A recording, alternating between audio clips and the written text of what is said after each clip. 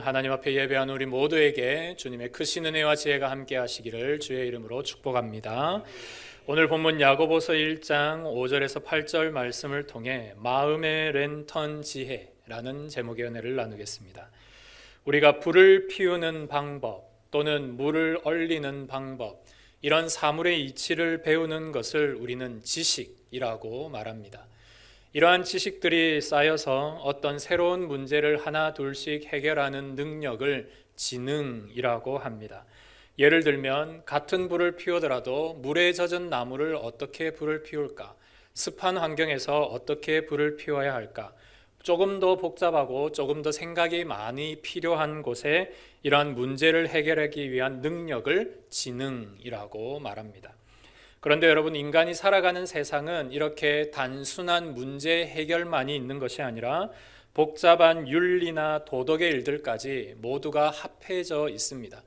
그래서 이런 지식과 지능을 바탕으로 모든 일을 종합적으로 판단해서 최선의 선택과 최상의 상황을 선택하는 일의 능력을 우리는 지혜라고 합니다. 그래서 여기에서 불을 피우면 과연 안전할까? 여기에서 불을 피우면 산불의 위험은 없을까? 조금 더 생각을 넓히고 많은 사람들을 고려하여서 이런 일에 선택하는 능력을 지혜라고 말합니다. 그래서 지식은 하나의 단편적인 재료와 같다면 지능은 이 지식을 활용하는 기술이고, 지혜는 이러한 기술을 언제 어느 때에 쓸지를 대단히 효과적으로 결정하는 것이 바로 지혜입니다. 지식은 단순히 책을 많이 읽거나 견문을 넓히면 많이 얻을 수 있습니다. 그리고 지능은 이러한 지식들의 일들을 하나 둘씩 쌓아서 잘 정리하면 됩니다. 그런데 지혜란 학식만 있다고 갖추어지는 것이 아닙니다. 그 사람의 됨됨이, 그 사람이 가지고 있는 현명함, 그리고 통찰력을 통해 얻을 때가 있습니다. 그래서 세상은 똑똑한 지식 많은 박사가 움직이는 것이 아니라 지혜롭고 현명한 사람이 움직이는 것을 우리는 볼 수 있습니다. 그래서 오늘 본문 야고보서의 두 번째 주제는 바로 지혜입니다. 야고보 사도는 우리에게 권면하길 누구나 지혜가 부족하거든 하나님께 구하라 라고 말씀합니다. 여러분은 요즘 어떤 일들을 하나님 앞에 기도하고 계십니까? 어떤 것을 하나님 앞에 구하고 계십니까? 요즘 우리에게 필요한 것이 많습니다. 또 하나님 앞에 기도하는 내용들 또한 많습니다. 그런데 오늘 야고보 사도는, 그리고 하나님께서 우리에게 오늘 말씀을 통해 우리에게 가장 필요하고 중요한 것이 지혜다라고 말씀하고 계십니다. 그럼 왜 오늘 우리는 이 지혜를 구해야만 하는 것일까요?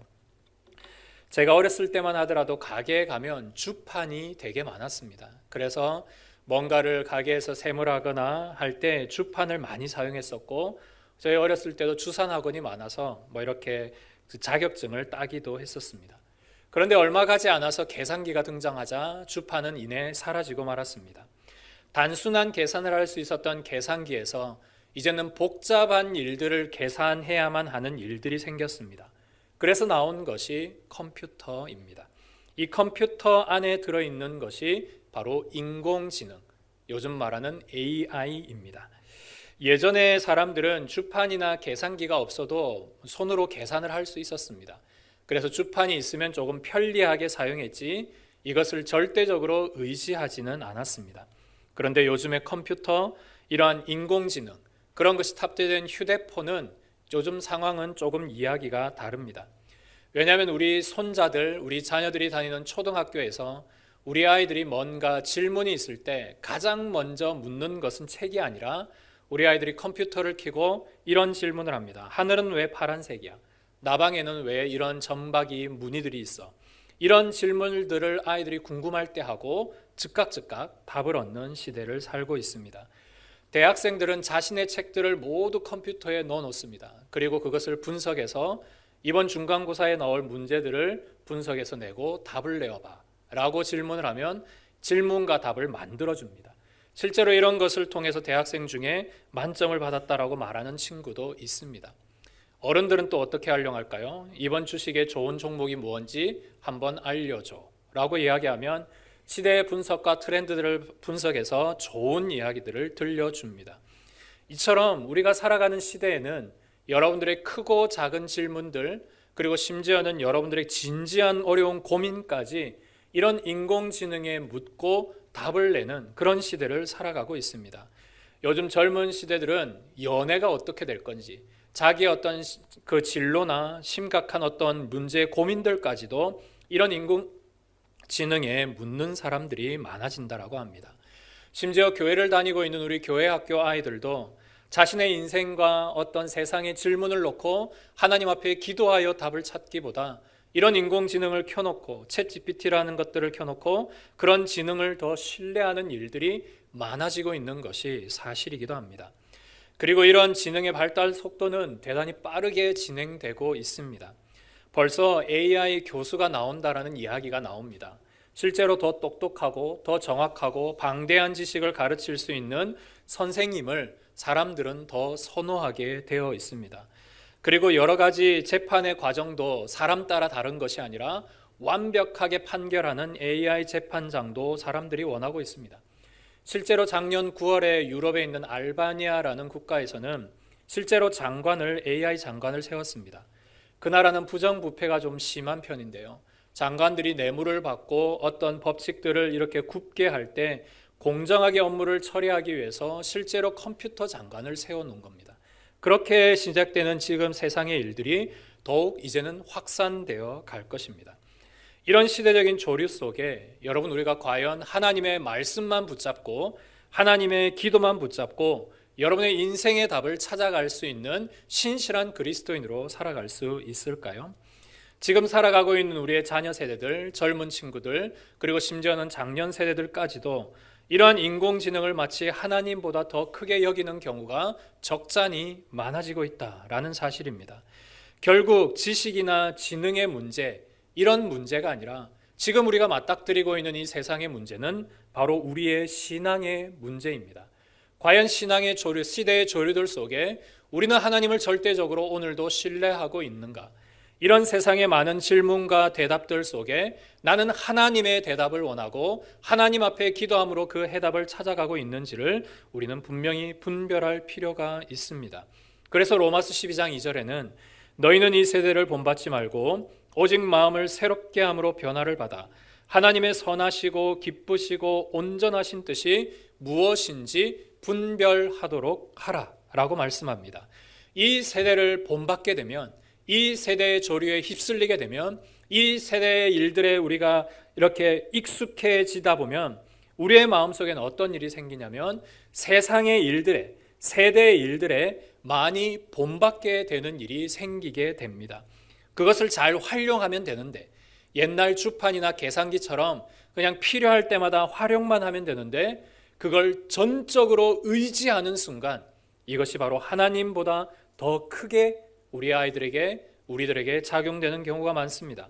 그러면 신앙에 어떤 일이 생기느냐? 하나님의 뜻을 분별하지 못하게 됩니다. 여러분, 오늘 야고보 사도가 우리에게 다시 한번 질문합니다. 왜 오늘을 살아가는 우리에게 하나님의 지혜가 필요합니까? 왜 2025년을 살아가는 우리에게 하나님의 지혜가 왜 필요합니까? 첫째로는 시험과 시련을 만났을 때 하나님의 뜻을 우리가 분별하기 위해서입니다. 우리는 지난 시간 우리에게 주어지는 두 가지의 시험에 대해 살펴보았습니다. 하나님께서 우리의 신앙을 성장시키기 위해 주시는 시련의 일들이 있고, 우리의 욕심으로부터 말미암아 사탄이 우리에게 주는, 우리를 넘어뜨리게 하는 유혹의 일들이 있다고 했습니다. 그런데 우리가 이것을 잘 분별해야 합니다. 이게 과연 내 욕심에서 발로된 사탄의 유혹인가? 아니면 하나님께서 나를 성장시키기 위한 시련의 일인가? 지혜가 없으면 사탄의 유혹을 하나님의 시련으로 생각하고 하나님을 원망하게 됩니다. 하나님, 왜 저에게 이런 시련을 주십니까? 하나님, 저에게 왜 이런 어려움을 주십니까? 라고 하나님을 원망하게 됩니다. 반대로 사탄이 주는 유혹을 하나님의 시련인 줄 알고 잘못 착각하여 살아가는 경우도 적잖이 생깁니다. 이것이 바로 오늘 우리에게 지혜가 필요한 첫 번째 이유입니다. 지혜가 있어야만 여러분들이 하나님 앞에서의 시련의 일들을 분별하고 그 시련과 어려움을 당할 때 인내함으로 참고 하나님 앞에 견뎌낼 수 있습니다. 그 시련 가운데도 하나님이 역사하시는 것을 믿고 하나님을 절대적으로 신뢰할 수 있습니다. 그 일을 위해서 반드시 지혜가 필요합니다. 그래서 사랑하는 성도 여러분, 언제나 지혜는 이 세상의 여러분들의 모든 크고 작은 문제를 판단하는 중요한 가이드다라는 사실을 깨닫고 이 지혜를 통하여 어떤 문제도 이겨낼 수 있는 은혜의 성도님들이 되시기를 소망합니다. 두 번째로 오늘 우리에게 지혜가 필요한 이유는 앞서 말씀드린 대로 우리의 자녀들에게, 우리의 손자, 손녀들에게 세상의 조류, 세상의 인공지능, 세상에서 너희들이 의지하는 것들이 아니라 오직 하나님만을 의지하도록 우리의 자녀들에게 가르쳐주기 위함입니다. 자녀는 부모의 등을 보고 배운다라는 유명한 말이 있습니다. 우리 할머니, 할아버지들이 우리 손자, 손녀들에게 책에 있는 지식들을 많이 가르쳐주지 못할 수도 있습니다. 우리의 부모님 세대가 우리의 자녀들에게 세상의 똑똑한 인공지능보다 더 똑똑하게 가르쳐주지 못할 경우가 훨씬 많습니다. 그렇다면 우리의 자녀들에게 무엇을 가르쳐줘야 될까요? 우리의 자녀들에게 가르쳐줘야 될 것은 아빠가 힘들 때에도 오직 하나님만을 끝까지 붙잡고 신뢰했던 그 모습을 가르쳐줘야 합니다. 엄마가 힘들고 어려울 때 눈물을 흘리며 기도하며 이 모든 어려움을 하나님과 참고 이겨냈던 모습을 등 뒤로 우리의 자녀들에게 비추어 주어야 합니다. 이 일을 비춰줄 수 있는 게 바로 지혜입니다. 우리는 비록 우리의 자식들에게, 우리의 자녀들과 손자에게 지식은 가르쳐주지 못하고 지능의 똑똑한 일들은 알려주지 못할지라도 바로 하나님께서 우리에게 말씀하신 말씀을 통하여 세상을 분별하는 법, 하나님과 함께 동행함으로 세상을 이겨내는 이 지혜의 일들은 능히 가르쳐줄 수 있습니다. 그러므로 여러분, 우리에게 지혜가 있으면 우리 자신부터 이 지혜로 말미암아 세상을 이겨나갈 뿐 아니라 내 등 뒤에 있는 우리의 자녀들에게 이 지혜의 삶을 그대로 보여주고 가르쳐줄 수 있습니다. 바라기는 여러분의 모든 삶 속에 하나님이 주시는 지혜가 가득하여서 우리의 모든 자녀 세대들에게 하나님만을 의지하는 법, 이 지혜를 잘 가르쳐줄 수 있는 은혜가 풍성한 가정들이 되시기를 주의 이름으로 축복합니다. 이렇게 야고보 사도는 우리에게 이 땅을 살아가는 우리의 신앙의 일들 속에 가장 첫 번째로 중요한 것은 지혜다라고 말씀합니다. 그러면서 야고보 사도가 그렇다면 우리가 지혜는 어떻게 얻을 수 있는가를 그 뒤에 이어서 말하고 있습니다. 그것은 바로 하나님 앞에 간구하라, 즉 하나님 앞에 기도하라 라고 말합니다. 야고보 사도는 그 당시 초대 교회, 초대 예루살렘 교회에서 경건하기로 대단히 유명한 지도자였습니다. 그의 별명은 낙타 무릎이었는데요. 그의 무릎을 보면 약간 디귿자형으로 굽어 있습니다. 왜냐하면 그는 늘 성전에서 무릎으로 기도하기를 하나님 앞에 즐겨하였고 그렇게 오랜 시간 동안 무릎하여서 이렇게 무릎이 굽어질 정도로, 그리고 무릎에 굳은 살이 생길 정도로 낙타처럼 무릎이 생길 정도로 기도했던 사도였습니다. 그러기에 야고보 사도는 기도의 능력과 기도의 응답을 아주 잘 알고 있습니다. 그래서 오늘 본문은 이렇게 말합니다. 누구든지 어떤 사람이든지 너희에게 지식과 지능과 지혜가 부족하거든 기도함으로 이 지혜를 얻을 수 있다라고 명확하게 이야기하고 있습니다. 그래서 야고보 사도는 믿음의 기도는 병든 자를 구원하리니 주께서 그를 일으키실 것이다. 자신도 기도함으로 병을 나았고 내 성도들을 위해 기도했더니 그들이 기도를 통해 병을 낫는 기적의 일들을 경험했기에 야고보 사도는 당당하게 말할 수 있었습니다. 믿음의 기도는 병든 자를 구원한다. 믿음으로 기도하면 병든 자가 낫는다 라고 그렇게 기도했던 것입니다. 또한 너희 죄를 서로 고백하면 병 낫기를 위해 서로 기도하라라고 중보기도가 교회 공동체 안에 얼마나 중요한지를, 함께 모여 성도를 위해 기도하고 교회 공동체를 위해 기도하는 것이 교회를 새롭게 하고 그 가치를 거룩하게 만드는 가장 중요한 일임을 야고보 사도는 너무나 잘 알고 있었습니다. 그래서 야고보는 너희들이 지혜가 필요하거든 기도해라. 기도하면 누구든지 하나님이 오늘 이 세상을 이겨낼 수 있는 힘인 지혜를 너에게 주실 것이다 말씀하고 계십니다. 우리가 잘 아는 솔로몬 왕, 그는 지혜를 통해 그 당시 모든 나라들 중에 가장 위대한 나라로 이스라엘을 세계 최강국으로 만들었습니다. 그리고 예수님 역시 새벽마다 그리고 저녁마다 주님은 기도함으로 하나님 앞에 지혜를 얻어서 중요한 결정이 있을 때, 중요한 순간이 있을 때, 하나님의 바른 말씀의 전파가 있을 때, 그런 사역이 있을 때마다 지혜를 얻어 이 일을 감당했던 것을 볼 수 있습니다. 그래서 기독교 강요에는 이런 말이 있습니다. 지혜는 하나님의 은혜의 선물이며 기도는 그 선물을 받아들이는 믿음의 손이다. 지혜는 하나님께서 우리에게 주시는 은혜의 선물인데 그 선물을 받아낼 수 있는 손이 무엇인가? 곧 기도이다 라고 말씀하고 계십니다. 바라기는 여러분의 모든 기도도 좋습니다. 그런데 오늘부터 여러분들이 기도할 때 하나님 내게 지혜를 허락하여 주옵소서, 하나님 내 인생 속에 지혜를 부어 주옵소서, 인생을 살아갈 수 있는 지혜, 인생의 문제를 해결할 수 있는 지혜, 세상의 여러 가지 일들 속에 분별할 수 있는 지혜를 주옵소서. 함께 기도함으로 하나님 앞에 기도의 사람이 되는 은혜가 있기를 소망합니다. 이어서 야고보 사도는 우리가 기도할 때 우리가 하나님이 어떤 분인지를 분명히 알아야 한다라고 말씀합니다. 오늘 5절에는 그 하나님은 우리를 꾸짖지 아니하시는 하나님이시다라고 말합니다. 우리가 지혜가 이 세상에서 가장 중요한 것이라는 걸 알았습니다. 그리고 지혜를 얻기 위해 기도하는 것 역시 중요합니다. 그런데 이 중요한 지혜를 구하는 기도를 하는데 왜 하나님이 꾸짖으실까? 아니, 왜 꾸짖지 아니하실까? 왜 이게 무슨 말일까? 우리가 금방 이해가 잘 되지 않습니다. 그런데 여러분들이 살아가고 있는 이 세상을 생각해 보면 우리를 꾸짖지 않는 하나님이 얼마나 큰 은혜의 하나님인지 금방 알게 됩니다. 여러분, 우리가 학창시절 때 공부할 때 반에서 1등하는 친구들에게 뭔가를 물어볼 때가 있습니다. 야, 이거 문제 뭐야? 이거 어떻게 풀어야 돼? 라고 질문을 하면 물론 잘 가르쳐주는 친구도 있지만 정말 깍쟁이 같은 친구들은 이렇게 말합니다. 야, 그것도 몰라? 이렇게 뭔가 핀잔을 주고 가르쳐 줄 때가 있습니다. 사회에 나가면 그 일이 더 많습니다. 공부만 하던 친구가 직장에 나가서 복사기도 돌리지 못하고 막 기계가 막히고 이렇게 고장이 나면 선임이 이렇게 얘기하죠. 야, 이것도 몰라요? 이렇게 세상 사람들은 모르는 것을 친절하게 가르쳐 주기보다 그 부족함을 인정하는 사람에게 그 부족함에 대하여 지적하는 경우가 훨씬 많습니다.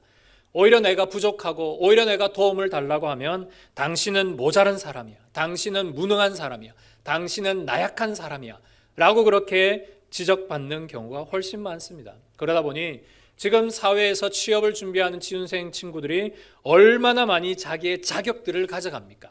나는 이런 능력이 있고 이런 자격이 있고 이런 일들을 다 할 수 있습니다 라고 이렇게 얘기하지, 저 이거 못합니다, 저 이거 가르쳐 주세요, 이렇게 말하는 사람들은 없습니다. 그것이 바로 오늘 우리가 살아가는 시대이고 우리가 겪고 있는 사회입니다. 그런데 여러분, 하나님은 어떻습니까?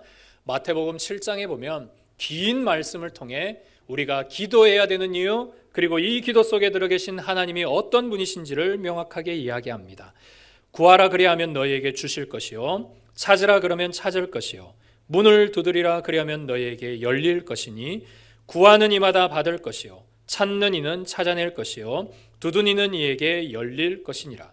너희 중에 누가 아들이 떡을 달라 하면 내 돌을 주며 생선을 달라 하는데 뱀을 줄 사람이 있겠느냐?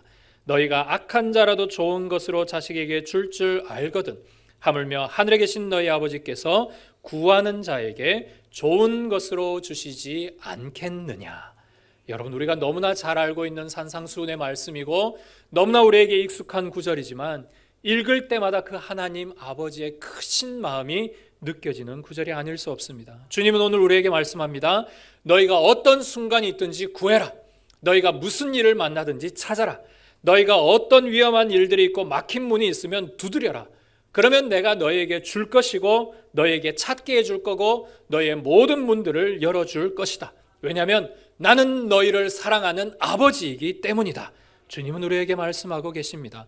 하나님 앞에 기도할 때, 그 하나님 아버지의 이름을 부를 때 그 아버지는 여러분들의 막힌 것, 여러분들이 구하는 것, 여러분들이 찾는 모든 것을 때를 따라 주시고 흔들어 넘치도록 주시고 풍성하게 주시고 30배, 60배, 100배로 주시는 하나님이심을 여러분들이 믿으시기를 바랍니다. 이 일을 우리가 어떻게 깨닫느냐? 야고보처럼 기도할 때 깨닫습니다. 여러분, 기도를 하다 보면 많은 기도의 응답들을 받게 되고, 기도의 응답이 쌓이면 쌓일수록 우리는 더 찾게 되고 더 구하게 되고 하나님 아버지를 나의 아버지로 받아들이게 됩니다. 여러분, 이게 어떻게 깨달아질까요? 지혜를 통해서입니다.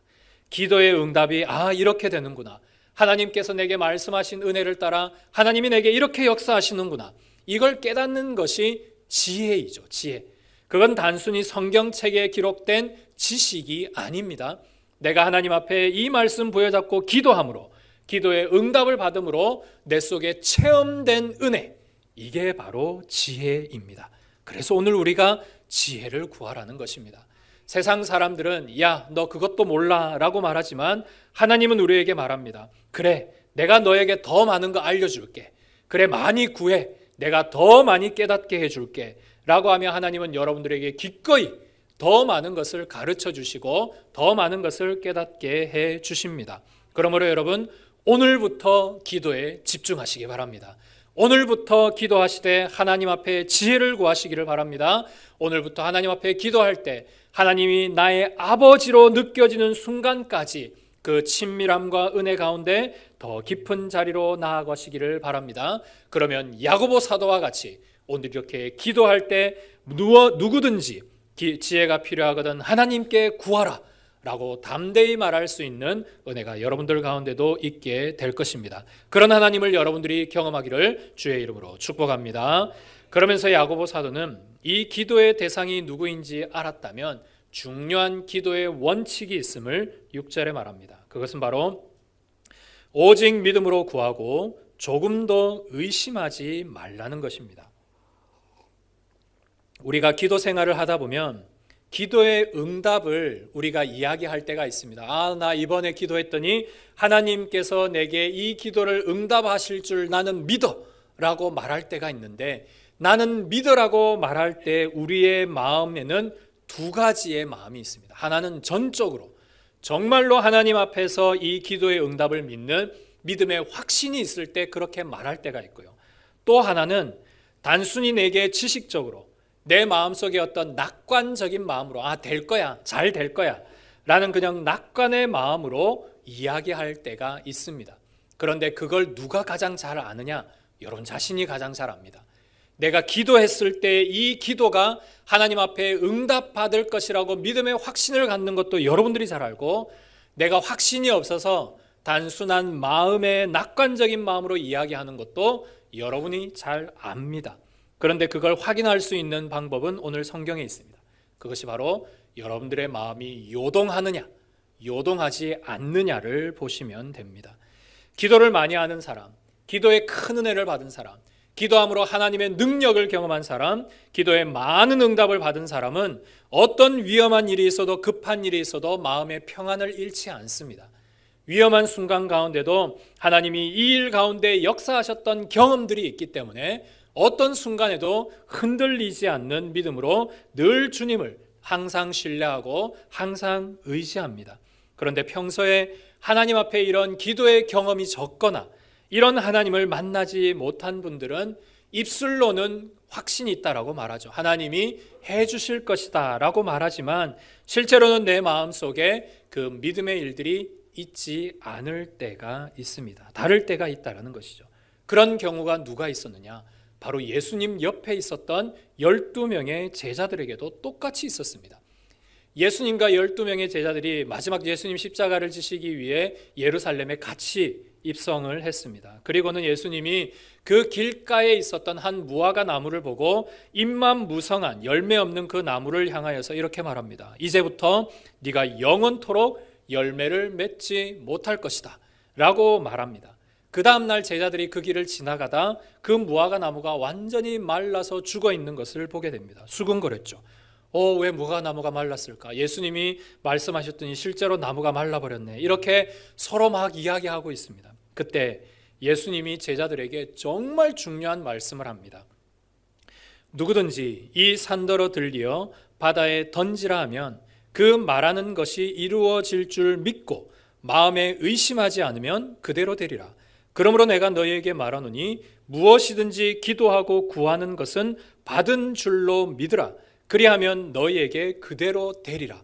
왜 예수님이 제자들에게 이 말을 하셨을까요?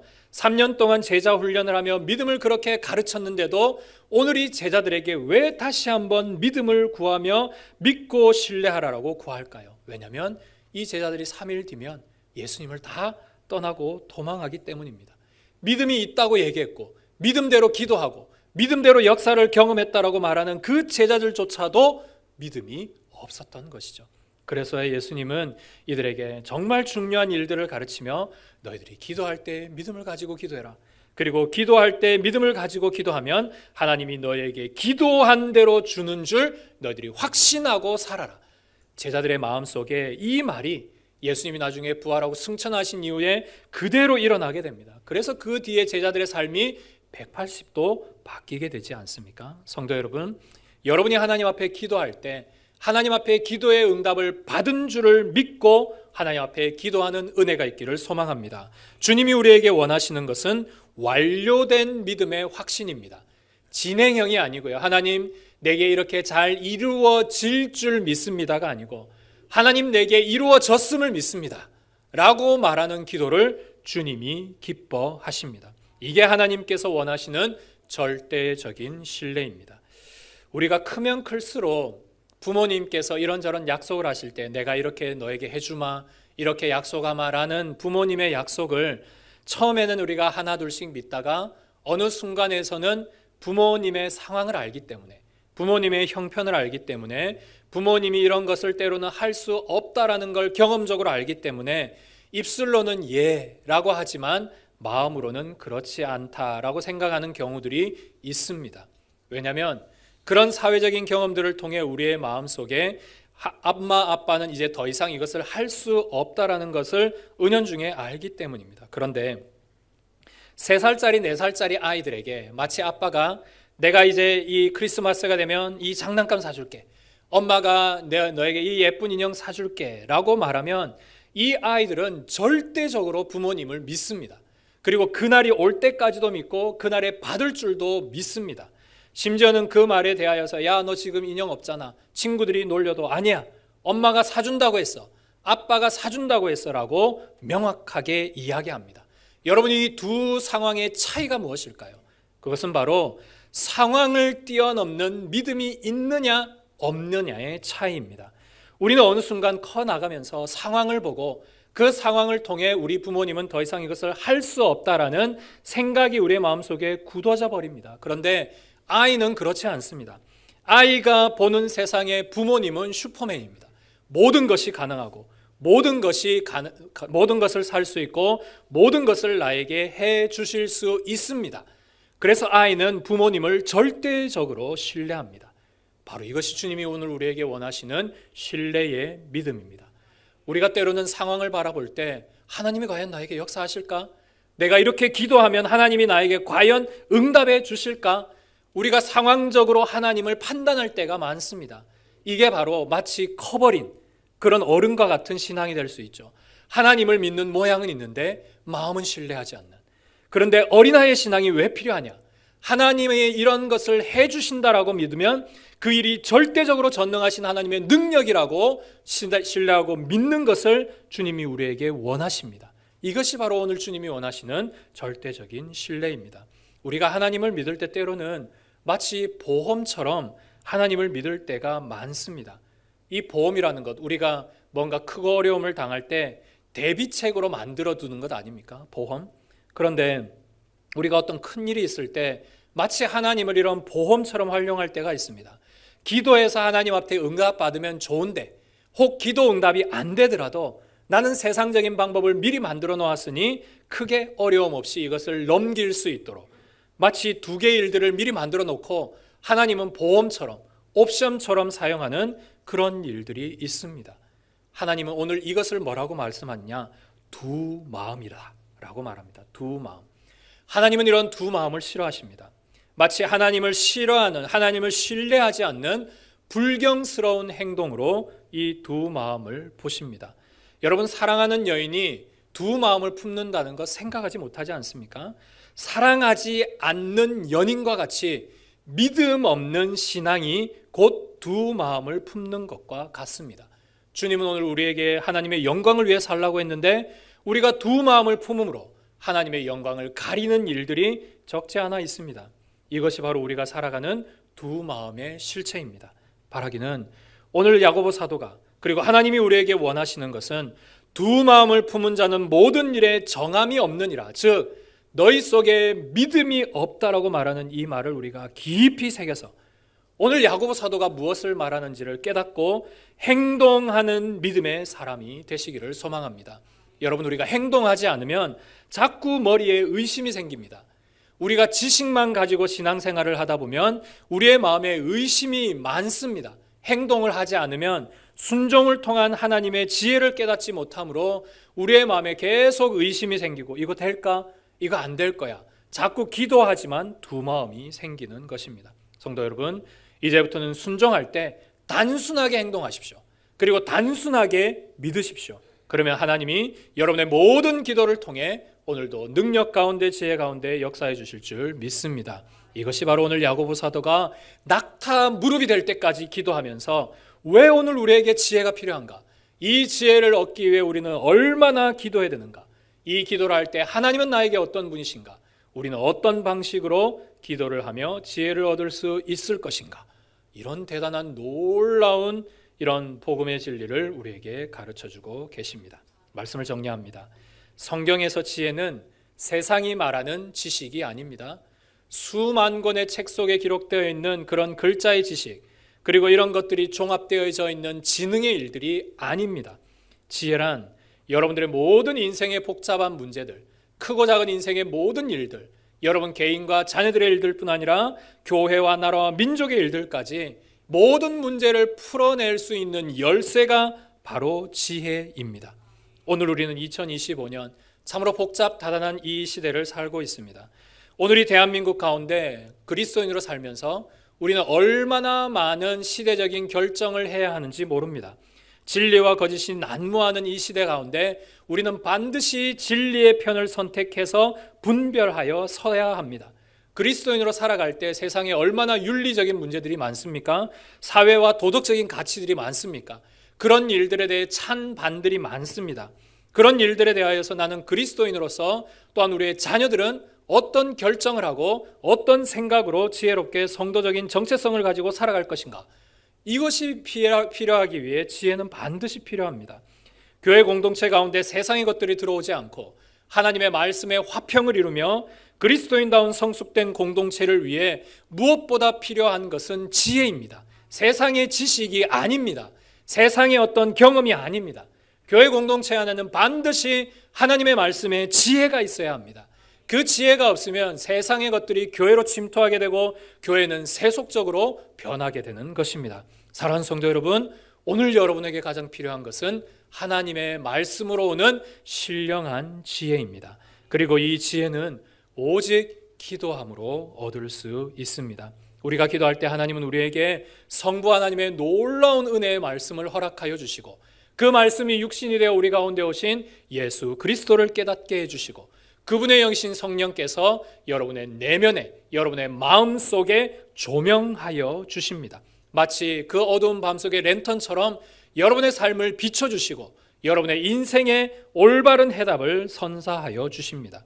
그래서 주님의 말씀은 내 발의 등이요 내 길의 빛이십니다 라는 말도 있듯이 주의 성령께서 여러분 안에 내주하시면 지혜의 성령께서 여러분을 깨닫게 해주시고 모든 인생의 문제들 속에 의심치 말고 기도하게 하시고 이 기도를 통해 하나님의 놀라운 기도의 결실을 맺게 해 주십니다. 기도가 없는 사람은 능력이 없습니다. 진정한 겸손은 기도하면서 나타납니다. 여러분, 그래서 오늘부터 기도하십시오. 기도하시되 지혜를 구하십시오. 그리고 기도는 평안하든 급하든 바쁘든 어느 때라도 하는 것이고 어떤 중요한 문제가 있든 없든 늘 해야 하는 것이 기도입니다. 그렇게 주님 앞에 기도할 때 보좌 가운데 계신 주님께서 여러분들의 모든 기도에 달려나와 응답해 주실 것입니다. 오늘 여러분의 기도가 필요합니다. 먼저는 여러분 자신이 세상의 죄에 넘어지지 않고 유혹에 넘어지지 않고 하나님의 뜻을 분별하기 위해, 둘째는 여러분의 자녀들에게, 나의 등 뒤에 있는 자녀들에게 그 믿음의 유산을 물려주기 위해 나처럼 살아가는 아버지의 그 뜻을, 그 신앙을 우리의 자녀들에게 주기 위해 지혜가 필요합니다. 지금 교회를 위해 기도해야 되고 나라와 민족을 위해 기도해야 되며 세계 선교를 위해 기도해야 됩니다. 그 일을 위해 지혜는 무엇보다 필요합니다. 오늘 지혜를 구할 때 주님은 너희에게 풍성히 부어주실 것이라 약속하고 계십니다. 이 은혜의 말씀을 부여잡고 오늘도 지혜로 세상을 이겨나가는 능력의 그리스도인들이 되시기를 주의 이름으로 축복합니다. 우리 함께 기도하기를 원합니다. 하나님, 오늘 우리에게 우리의 마음의 랜턴인 지혜를 허락하여 주시고 하나님의 말씀 부여잡고 오늘도 지혜로 말미암아 세상을 이겨나갈 수 있도록 은혜 주시고 이 일을 위하여 오늘 기도하게 하여 주시고 하나님의 크신 응답을 받는 은혜의 성도들, 지혜로 살아가는 성도들, 우리의 자녀를 위해 지혜로 더 가득한 성도들 될 수 있도록 은혜 달라고 함께 기도하겠습니다.